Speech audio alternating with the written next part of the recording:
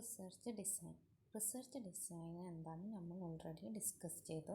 Research design എന്ന് പറഞ്ഞാൽ എന്താ? റിസർച്ച് കണ്ടക്ട് ചെയ്യുന്നതിന് ഒരു പ്രോബ്ലം ഇൻവെസ്റ്റിഗേറ്റ് ചെയ്യുന്നതിൻ്റെ ഒരു ബ്ലൂ പ്രിൻ്റാണ് അല്ലെങ്കിൽ പ്ലാനാണ് എന്തെന്ന് പറഞ്ഞത്? റിസർച്ച് ഡിസൈൻ എന്ന് പറഞ്ഞത്.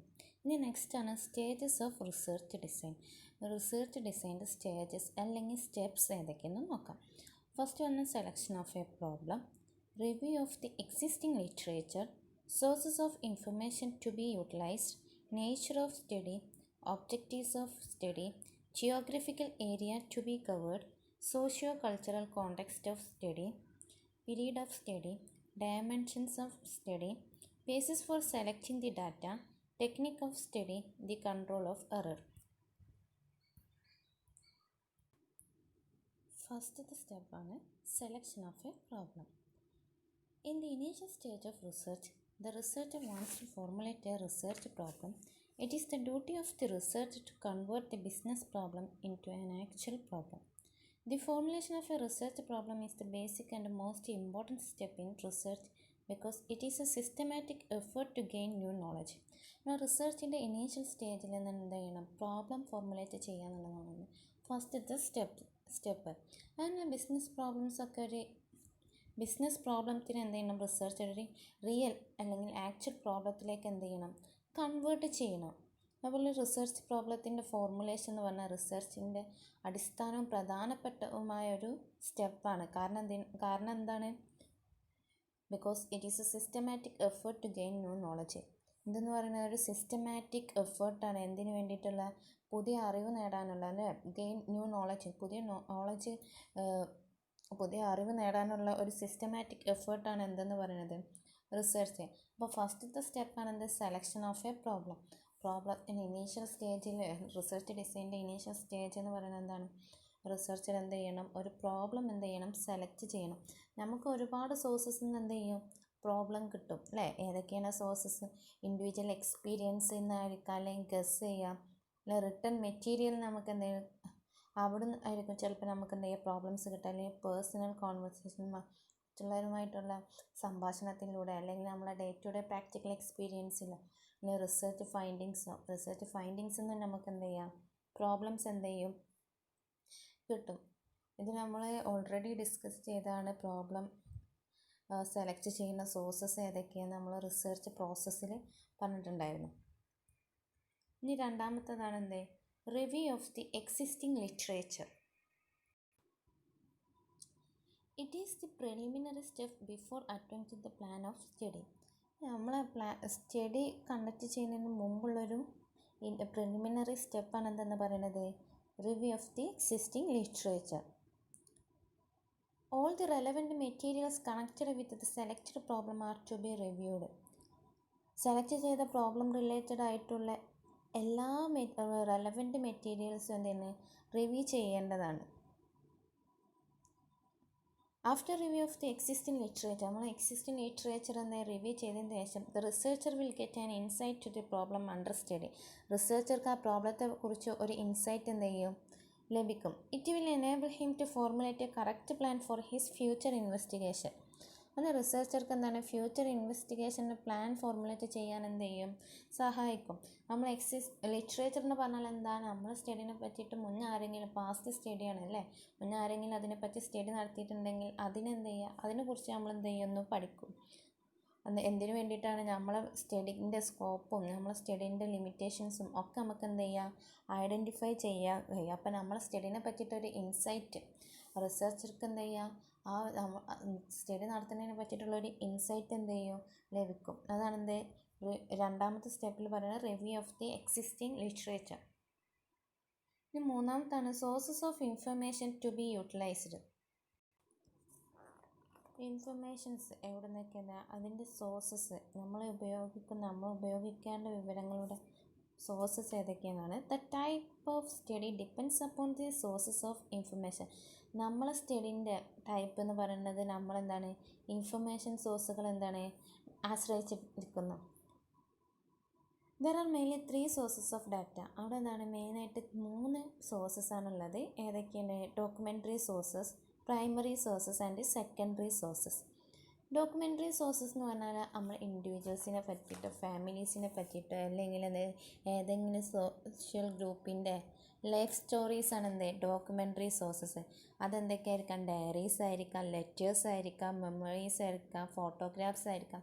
അത് ഒഫീഷ്യലും ആവാം, അൺഒഫീഷ്യലും ആവും. അതാണ് ഡോക്യുമെൻ്ററി സോഴ്സസ് എന്ന് പറയുന്നത്. കാരണം അത് പ്രൈമറി സോഴ്സസ് എന്ന് പറഞ്ഞാൽ ഫസ്റ്റ് ഹാൻഡ് സോഴ്സസ് ആണ്. നമ്മളെന്താണ് ഫസ്റ്റായിട്ട് ഡാറ്റ കളക്ട് ചെയ്യുന്നതാണ് പ്രൈമറി സോഴ്സസ്. സെക്കൻഡറി സോഴ്സസ് എന്ന് പറഞ്ഞാൽ ഓൾറെഡി ഡാറ്റ കളക്ട് ചെയ്തിട്ടുണ്ടാവും, അങ്ങനെയുള്ളതാണ് സെക്കൻഡറി സോഴ്സസ്. പ്രൈമറി സോഴ്സസ് എങ്ങനെയൊക്കെ നമുക്ക് കിട്ടുക? നമുക്ക് ക്വസ്റ്റ്യനെയർ, ഇൻ്റർവ്യൂ അങ്ങനെയുള്ളതിലൂടെയാണ് നമ്മൾ പ്രൈമറി ഡാറ്റ കളക്ട് ചെയ്യുക. സെക്കൻഡറി സോഴ്സസ് എന്ന് പറഞ്ഞാൽ നമുക്ക് മാഗസിൻസും ന്യൂസ് പേപ്പേഴ്സ്, അതേപോലെ റിപ്പോർട്ട്സ്, ഇൻ്റർനെറ്റിൽ ഒരുപാട് വെബ്സൈറ്റ്സിൽ നിന്നും ഒക്കെ നമുക്ക് ഇൻഫർമേഷൻസ് ലഭിക്കും. അങ്ങനെയുള്ളതാണ് സെക്കൻഡറി സോഴ്സസ്. അപ്പോൾ മൂന്നാമത്തെ സ്റ്റെപ്പ് പറയുന്നത് sources of information to be utilized. നമ്മൾ ഉപയോഗിക്കേണ്ട വിവരങ്ങളുടെ ഉറവിടങ്ങൾ ഏതൊക്കെയെന്ന് കണ്ടുപിടിക്കും. ഇനി നെക്സ്റ്റ് ആണ് നേച്ചർ ഓഫ് സ്റ്റഡി. നമ്മളെ സ്റ്റഡിയുടെ നേച്ചർ, സ്വഭാവം. The next step in research study is to ascertain the nature of study. നമ്മളെന്താണ് സോഴ്സസൊക്കെ കണ്ടുപിടിച്ച് ഏത് സോഴ്സിൽ നിന്നാണെന്നൊക്കെ നമ്മൾ കണ്ടെത്തി. അതിന് അടുത്ത സ്റ്റെപ്പ് എന്ന് പറയുന്നത് നമ്മളെ സ്റ്റഡിയുടെ നേച്ചർ എന്താണെന്ന് ascertain ചെയ്യാന്നാണ്. He wants to ascertain whether the study is statistical study or comparative study or experimental study or combination of all. റിസർച്ചിൽ എന്ത് ചെയ്യണം? ഞങ്ങളുടെ സ്റ്റഡി സ്റ്റാറ്റിസ്റ്റിക്കൽ ആണോ, കമ്പാരിറ്റീവ് ആണോ, എക്സ്പെരിമെൻ്റൽ ആണോ, അല്ലെങ്കിൽ എല്ലാത്തിൻ്റെയും കോമ്പിനേഷൻ ആണോ എന്ന് എന്ത് ചെയ്യണം? കണ്ടെത്തണം. ആണ് നേച്ചർ ഓഫ് സ്റ്റഡി എന്ന് പറയുന്നത്. നെക്സ്റ്റ് സ്റ്റേജാണ് objectives of study. The researcher states the objective of the study in clear terms. നമ്മൾ സ്റ്റഡിയുടെ ഒബ്ജക്റ്റീവ്സ് എന്തായിരിക്കണം? വളരെ വ്യക്തമായിരിക്കണം. ക്ലിയർ ടേംസിൽ എന്തായിരിക്കണം? റിസർച്ചർ സ്റ്റേറ്റ് ചെയ്തിരിക്കണം. The objective of the study differs from the nature of studies and goal to be achieved. നമ്മളെ സ്റ്റഡീൻ്റെ objectives എന്ന് പറഞ്ഞാൽ നമ്മൾ സ്റ്റഡീൻ്റെ നേച്ചറിൽ നിന്നും നേടേണ്ട ലക്ഷ്യത്തിൽ നിന്നും വ്യത്യസ്തം, ഡിഫറൻ്റ് ആണ്. നമ്മളെ നേച്ചർ എന്ന് പറഞ്ഞാൽ ഏത് ടൈപ്പ് സ്റ്റഡിയാണ് എന്നുള്ളതാണ് നേച്ചർ പറയുന്നത്. ഒബ്ജക്റ്റീവ് എന്ന് പറയുന്നത് എന്താണ്? നമ്മൾ റിസർച്ച് കൊണ്ട് റിസർച്ച് കൊണ്ട് എന്താണോ നമ്മൾ കണ്ടെത്താൻ ആഗ്രഹിക്കുന്നത്, നമ്മളെ പേർപ്പസ് അല്ലെങ്കിൽ ഗോൾ, അതിൽ നിന്ന് എന്താണോ അച്ചീവ് ചെയ്യാൻ ആഗ്രഹിക്കുന്നത്, അതാണ് നമ്മളെ സ്റ്റഡിയുടെ ഒബ്ജക്റ്റീവ് എന്ന് പറയുന്നത്. ഇനി നെക്സ്റ്റ് ആണ് geographical area to be covered.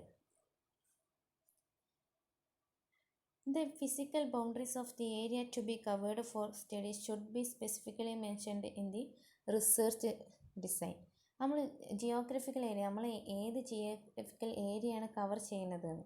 അപ്പോൾ എന്താണ് നമ്മളെ സ്റ്റഡിക്കായി ഉൾക്കൊള്ളേണ്ട പ്രദേശത്തിൻ്റെ ബൗണ്ടറീസ് നമ്മളെ റിസർച്ച് ഡിസൈനിൽ എന്ത് ചെയ്യണം? പ്രത്യേകം പരാമർശിക്കണം. നമ്മളിപ്പോൾ തിരൂർ താലൂക്കിനെ പറ്റിയിട്ടാണ് പഠിക്കണമെങ്കിൽ ആ തിരൂർ താലൂക്കാണ് നമ്മൾ ജിയോഗ്രഫിക്കൽ ഏരിയ. അത് ആ റിസർച്ച് ഡിസൈനിൽ എന്ത് ചെയ്യണം?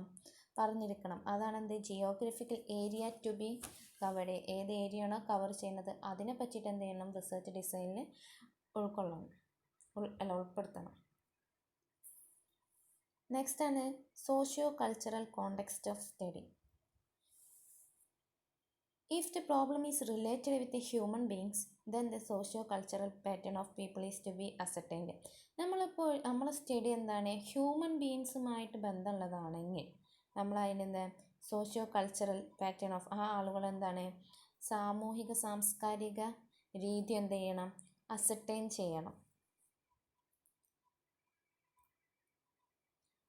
നെക്സ്റ്റ് ആണ് പീരീഡ് ഓഫ് സ്റ്റഡി.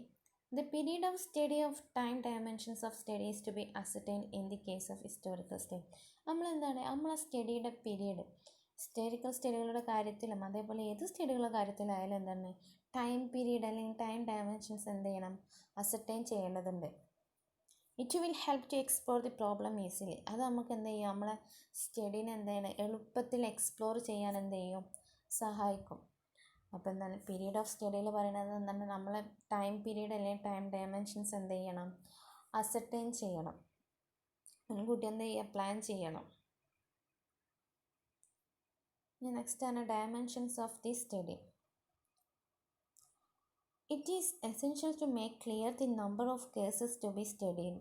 നമ്മൾ സ്റ്റഡി ചെയ്യേണ്ട കേസുകളുടെ എണ്ണം എന്ത് ചെയ്യണം, വ്യക്തമാക്കേണ്ടത് അത്യാവശ്യമാണ്. The limitations of the proposed study should be mentioned very clearly in the research design. നമ്മളെ സ്റ്റഡീൻ്റെ ലിമിറ്റേഷൻസും റിസർച്ച് ഡിസൈനും വളരെ വ്യക്തമായിട്ട് എന്ത് ചെയ്യണം, മെൻഷൻ ചെയ്യണം. ഡയമെൻഷൻസ് ഓഫ് ദി സ്റ്റഡി ആണ് നമ്മളെ സ്റ്റഡിയുടെ അളവുകൾ എത്രയാണ്, അതായത് നമ്മൾ എത്ര കേസുകളുടെ എണ്ണം, നമ്മൾ എത്ര കേസുകളാണ് പഠിക്കുന്നത്, സ്റ്റഡി ചെയ്യുന്നത്, അതിൻ്റെ എണ്ണം, അതേപോലെ നമ്മളെ സ്റ്റഡിയുടെ ലിമിറ്റേഷൻസും എല്ലാം വളരെ വ്യക്തമായിട്ട് എന്ത് ചെയ്യണം, നമ്മൾ റിസർച്ച് ഡിസൈനിൽ എന്ത് ചെയ്യണം, മെൻഷൻ ചെയ്യണം. നെക്സ്റ്റ് ആണ് basis for selecting the data. Data select ചെയ്യുന്നതിൻ്റെ ബേസിസ് എന്തൊക്കെയാണ്? Basis for selecting the data. Data select ചെയ്യുന്നതിനുള്ള ബേസിസ് ഏതാണെന്നാണ് 10th സ്റ്റേജിൽ അല്ലെങ്കിൽ 10th സ്റ്റെപ്പിൽ പറയുന്നത്. The basis of data selection depends upon time and cost factors especially in social research. നമ്മൾ data select ചെയ്യുന്നതിൻ്റെ base അല്ലെങ്കിൽ അടിസ്ഥാനം എന്ന് പറഞ്ഞാൽ ടൈം ആൻഡ് കോസ്റ്റ് ഫാക്ടേഴ്സിനെയാണ് ഡിപ്പെൻഡ് ചെയ്തിരിക്കുന്നത്, പ്രത്യേകിച്ച് social research. It is more economical and efficient if study is done on the basis of sample rather than universe. Universe അല്ലെങ്കിൽ പോപ്പുലേഷനേക്കാൾ സാമ്പിളിൻ്റെ ബേസിലാണ് സ്റ്റഡി നടത്തുന്നത്, അത് കൂടുതൽ എക്കണോമിക്കൽ ആൻഡ് എഫിഷ്യൻ്റ് ആയിരിക്കും. അപ്പോൾ യൂണിവേഴ്സ് പറഞ്ഞാൽ എന്താ, അല്ലെങ്കിൽ പോപ്പുലേഷൻ, നമ്മളെന്താണ് ഡാറ്റ കളക്ട് ചെയ്യാൻ വിചാരിക്കുന്ന പോപ്പുലേഷൻ എന്ന് പറഞ്ഞാൽ നേരത്തെ ഒരു റിസർച്ച് പ്രോസസ്സിനാണ് ഒരു എക്സാമ്പിൾ പറഞ്ഞത്.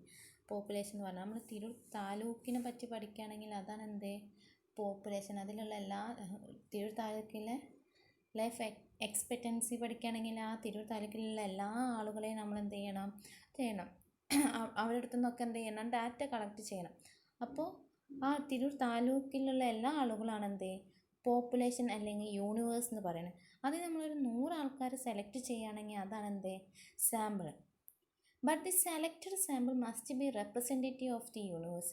നമ്മൾ സെലക്ട് ചെയ്യുന്ന സാമ്പിൾ എന്തായിരിക്കണം, നമ്മൾ ആ യൂണിവേഴ്സ് അല്ലെങ്കിൽ പോപ്പുലേഷൻ എന്ത് ചെയ്യണം, റെപ്രസെൻറ്റ് ചെയ്യണതായിരിക്കണം. അല്ലാതെ നമ്മൾ തിരൂർ താലൂക്കിനെ പറ്റി അവിടുത്തെ ലൈഫ് എക്സ്പെക്റ്റൻസിനെ പറ്റി പഠിക്കണം. അപ്പോൾ എല്ലാ ഏരിയയിൽ നിന്നും നമ്മൾ എന്ത് ചെയ്യണം, സാമ്പിൾ സെലക്ട് ചെയ്യണം. അല്ലാതെ നമ്മളൊരു ചെറിയ ഒരു ഏരിയയിൽ പോയിട്ട് അവിടുന്ന് ഒരു 100 ആൾക്കാരെ സെലക്ട് ചെയ്യുമ്പോൾ അതെന്തല്ല, ആ സാമ്പിൾ എന്ത് ചെയ്യണില്ല, ആ ഈ പോപ്പുലേഷനെ ഫുള്ളായിട്ട് എന്ത് ചെയ്യുന്നില്ല, റെപ്രസെൻറ്റ് ചെയ്യണില്ല. അപ്പോൾ എന്തായിരിക്കണം, നമ്മൾ യൂണിവേഴ്സിൻ്റെ സാമ്പിൾ സെലക്ട് ചെയ്യുകയാണെങ്കിൽ അത് എങ്ങനെയുള്ളതായിരിക്കണം, ആ യൂണിവേഴ്സിനെ അല്ലെങ്കിൽ ആ പോപ്പുലേഷൻ എന്ത് ചെയ്യണം, റെപ്രസെൻറ്റ് ചെയ്യുന്നതായിരിക്കണം. നെക്സ്റ്റ് ആണ് ടെക്നിക് ഓഫ് സ്റ്റഡി. നമ്മുടെ സ്റ്റഡിയുടെ ടെക്നിക്ക് ഏതാണെന്ന് നോക്കാം. Necessary data are to be collected for study. നമുക്ക് എന്താണ് ആവശ്യമായ ഡാറ്റാസ് നമ്മൾ സ്റ്റഡിക്ക് വേണ്ടിയിട്ട് ശേഖരിക്കണം. A suitable technique is to be decided for collecting data. അപ്പോൾ അതിനെന്താണ് നമ്മളൊരു സ്യൂട്ടബിൾ ആയിട്ടുള്ള ടെക്നിക്സ് എന്ത് ചെയ്യണം, ഡിസൈഡ് ചെയ്യണം. എന്തിനു വേണ്ടിയിട്ട്, ഡാറ്റ കളക്ട് ചെയ്യാൻ വേണ്ടിയിട്ട്. The technique may be observation, interview, schedules and questionnaire or the combination of all. ഒന്നെങ്കിൽ എന്തായിരിക്കാം, ഒബ്സർവേഷൻ ആയിരിക്കാം, അല്ലെങ്കിൽ ഇൻ്റർവ്യൂ ആയിരിക്കും, അല്ലെങ്കിൽ ക്വസ്റ്റ്യനെയർ ആയിരിക്കും, അല്ലെങ്കിൽ എല്ലാത്തിൻ്റെയും ഒരു കോമ്പിനേഷൻ ആവാം. ഇതിൻ്റെ എല്ലാ കോമ്പിനേഷനും കൂടെ അല്ലെങ്കിൽ ഇത് ഓരോന്ന് വെച്ചിട്ടായിരിക്കും നമ്മൾ എന്ത് ചെയ്യുന്നത്, ഡാറ്റ കളക്ട് ചെയ്യുന്നത്. The technique of study normally depends of the nature of study. നമ്മളെ സ്റ്റഡിയുടെ നേച്ചറിൻ്റെ ബേസിലായിരിക്കും നമ്മളെപ്പോയി എന്ത് ചെയ്യുക, ടെക്നിക്സ് സെലക്ട് ചെയ്യുക. നേച്ചർ ഓഫ് സ്റ്റഡി നമ്മൾ പറഞ്ഞ ചിലപ്പോൾ എന്താ എക്സ്പെരിമെൻ്റലാവാം, അല്ലെങ്കിൽ എന്താവാം എക്സ്പെരിമെൻ്റൽ സ്റ്റഡിയോ, അല്ലെങ്കിൽ നമ്മൾ പറഞ്ഞല്ലോ നേരത്തെ കമ്പാരിറ്റീവ് സ്റ്റഡിയോ, അല്ലെങ്കിൽ എന്താണ് എല്ലാത്തിൻ്റെയും കോമ്പിനേഷനോ, അല്ലെങ്കിൽ സ്റ്റാറ്റിസ്റ്റിക്കൽ സ്റ്റഡിയോ, ഇതിൽ ഏത് നേച്ചറും ആവാം. അപ്പോൾ അതിൻ്റെ ആ നേച്ചറിൻ്റെ ബേസിലായിരിക്കും നമ്മൾ എന്ത് ചെയ്യുക, നമ്മൾ ഡാറ്റ കളക്ട് ചെയ്യുന്നതിൻ്റെ ടെക്നിക്സ് എന്ത് ചെയ്യുക, സെലക്ട് ചെയ്യുക. നെക്സ്റ്റ് ആണ് ദി കൺട്രോൾ ഓഫ് എറർ. എന്തെങ്കിലും എറേഴ്സ് ഉണ്ടെങ്കിൽ അതെന്ത് ചെയ്യുക, കൺട്രോൾ ചെയ്യാം. It is applied in experimental studies. ഇത് ഏറ്റവും കൂടുതൽ അപ്ലൈ ചെയ്യുന്നത് എക്സ്പെരിമെൻ്റൽ സ്റ്റഡീസിലാണ്. In the laboratory it is usually possible to control all variables or sources of error. എന്താ ലാബോറട്ടറിയിൽ സാധാരണയായിട്ട് എല്ലാ വേരിയബിൾസ് അതേപോലെ എല്ലാ എറേഴ്സിൻ്റെയും ഉറവിടത്തെ എന്ത് ചെയ്യും, സോഴ്സസിനെ നമുക്ക് എന്ത് ചെയ്യാം, നിയന്ത്രിക്കാൻ എന്ത് ചെയ്യും, സാധിക്കും. The experimentation should consider the variables which are operating in a given situation. ഒരു ഗിവൺ സിറ്റുവേഷനിൽ ഓപ്പറേറ്റ് ചെയ്യുന്ന എല്ലാ വേരിയബിൾസിനെയും എക്സ്പെരിമെൻറ്റിൽ എന്ത് ചെയ്യും, പരിഗണിക്കും. സോ നമുക്ക് എന്താണ്, എന്തെങ്കിലും എറേഴ്സ് ഉണ്ടെങ്കിൽ പെട്ടെന്ന് എന്ത് ചെയ്യുക, കൺട്രോൾ ചെയ്യാൻ സാധിക്കും. അത് ഏറ്റവും കൂടുതൽ അപ്ലൈ ചെയ്യുന്നത് ഏതിലാണ്, എക്സ്പെരിമെൻ്റൽ സ്റ്റഡീസിലാണ്. ഇത്രയാണ് നമ്മൾ റിസർച്ച് ഡിസൈൻ്റെ സ്റ്റേജസ് അല്ലെങ്കിൽ സ്റ്റെപ്സ് എന്ന് പറയുന്നത്. പിന്നെ നെക്സ്റ്റ് ആണ് merits of research design. Research ഡിസൈനിൻ്റെ മെറിറ്റ്സ് അല്ലെങ്കിൽ ഗുണങ്ങൾ എന്തൊക്കെയാണെന്ന് നോക്കാം. It helps to save researchers time, money and energy. Research design എന്ത് ചെയ്യുന്നുണ്ട്, റിസർച്ചർ എന്ത് ചെയ്യുന്നുണ്ട്, ഹെൽപ്പ് ചെയ്യുന്നത് എന്തൊക്കെ സേവ് ചെയ്യാൻ, ടൈം, മണി ആൻഡ് എനർജി. ടൈമും എനർജിയും അതേപോലെ മണിയും സേവ് ചെയ്യാൻ റിസർച്ചറെ ആര് സഹായിക്കുന്നു, റിസർച്ച് ഡിസൈൻ സഹായിക്കുന്നുണ്ട്. നെക്സ്റ്റ് ആണ് it helps to prepare and execute the various activities related to study systematically. നമ്മൾ സ്റ്റഡിയുമായി ബന്ധപ്പെട്ട എല്ലാ വിവിധ തരം പ്രവർത്തനങ്ങളുണ്ടല്ലോ, ഒരുപാട് ആക്ടിവിറ്റീസ് ഉണ്ട്.